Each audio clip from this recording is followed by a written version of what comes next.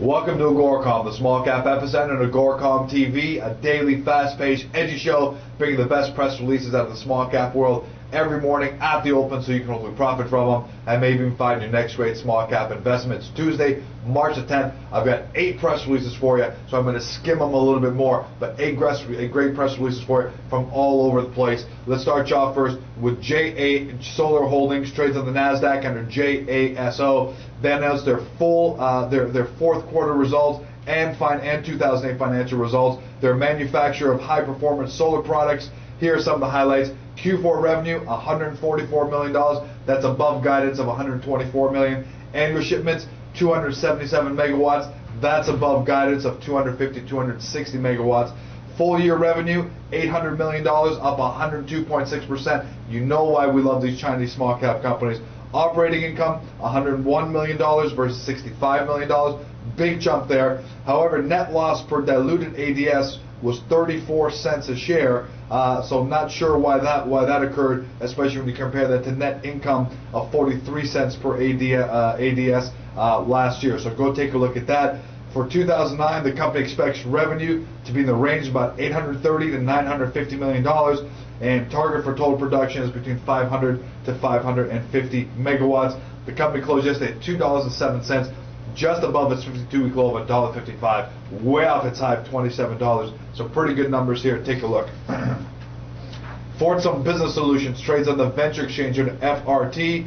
They announced a record year in terms of revenues and profitability. Highlights: for the first time, the corporation's revenues surpassed $30 million. EBITDA was just under $6 million. Net earnings, according to the company, climbed steeply. We don't have a percentage, to over $2.7 million or 6 cents per share. Great numbers out of the company. They're basically a provider of accounting, commercial, and banking management systems. Closed yesterday at 70 cents. PASSUR Aerospace making a repeat performance here on AGORACOM TV, trading on the OTC under PSSR. They announced that Continental Airlines has contracted for PASSUR's ATC portal. This is passive radar. You'll see what this does in a second.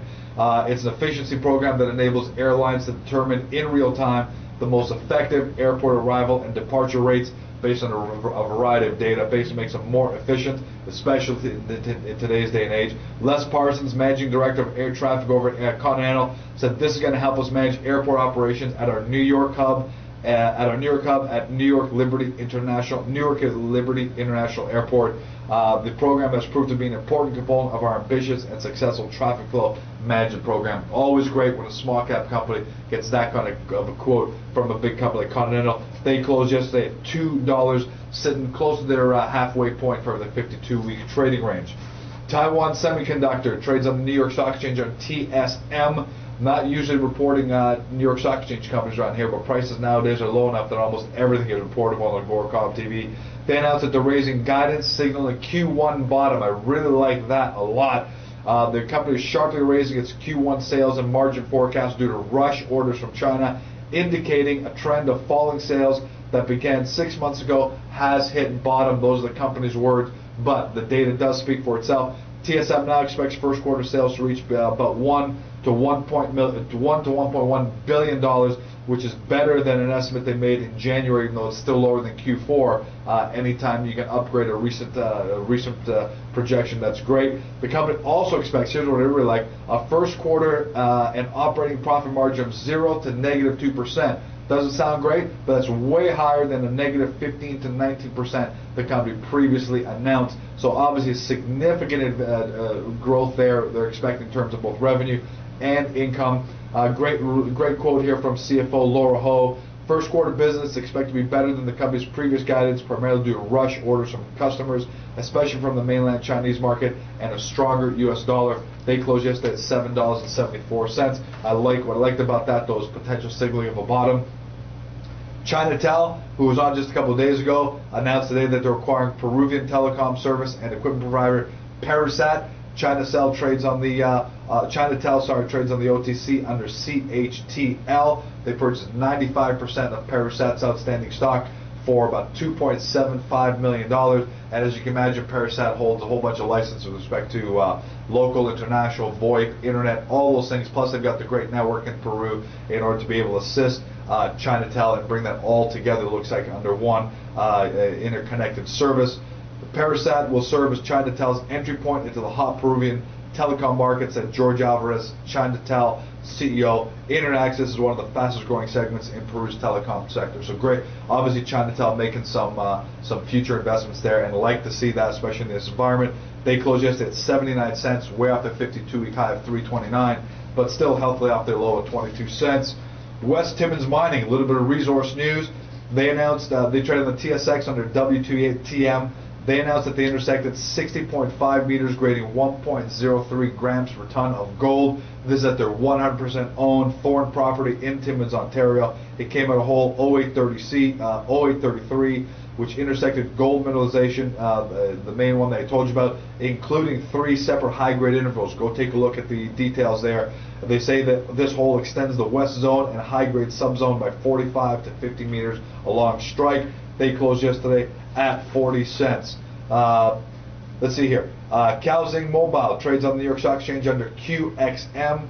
They announced that they're going to invest, it looks like $80 million when I do the conversion to build Viva specialty retail stores at upmarket shopping malls. Got to admit, a little bit risky because the luxury brands are taking a hit around the world. What the company is going to do through its subsidiary is set up and build about 500 Viva specialty retail stores in the People's Republic of China. They're a huge manufacturer of handsets, a domestic manufacturer of mobile handsets. This makes them pretty much fully integrated now, from producing the handsets all the way to the retail. What they're going to do is they're going to build. They've already built 4 flagship Viva specialty retail stores in Beijing. They're going to build near luxury jewelry and fashionable clothing and accessory counters in upmarket shopping malls. The idea here, according to the company's chairman, is the setup of its Viva specialty retail stores to become one of the few domestic mobile handset companies that owns its own design, research, development, production, marketing, and retail facilities. Do think it might be a little bit risky. However, the company definitely has an idea of what it's doing here. They closed yesterday at $1.48, and they are one of the leading domestic manufacturers when you count strictly in terms of number of handsets and unit sales volume. They closed at $1.48 yesterday. And finally, Melco China Resorts trades on the venture under MCG. They announced that they received about $45 million in funding from the China Construction Bank. Like to see this.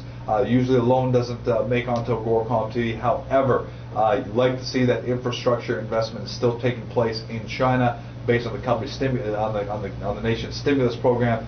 So here we've got a subsidiary, the Yabuli On Snow Asian Game Village, better known as Yabuli. Its wholly owned subsidiary has entered into a loan agreement with the China Construction Bank. The agreement provides that the loan is going to be secured by the hotel and some property around it. It's going to be a term of 7 years with payments beginning in 2011 and going right there through 2016. And the funds are going to allow Melco China Resorts to continue the operation and development of its 2 premier 4-season resorts. Go take a look at some of the details there. They did close this at just 4.5 cents. I'm not sure why that is, so go do your own due diligence. It gives a market cap of $1.1 million. But if the China Construction Bank here is loaning the $45 million to them, they've got to have something to back up their company. So it may be worth taking a closer look. That's a wrap. 8 great press releases for you. As always, don't forget about AGORACOM, the AGORACOM marketplace. If you want to find your next great small cap investment, have a great day. See you tomorrow.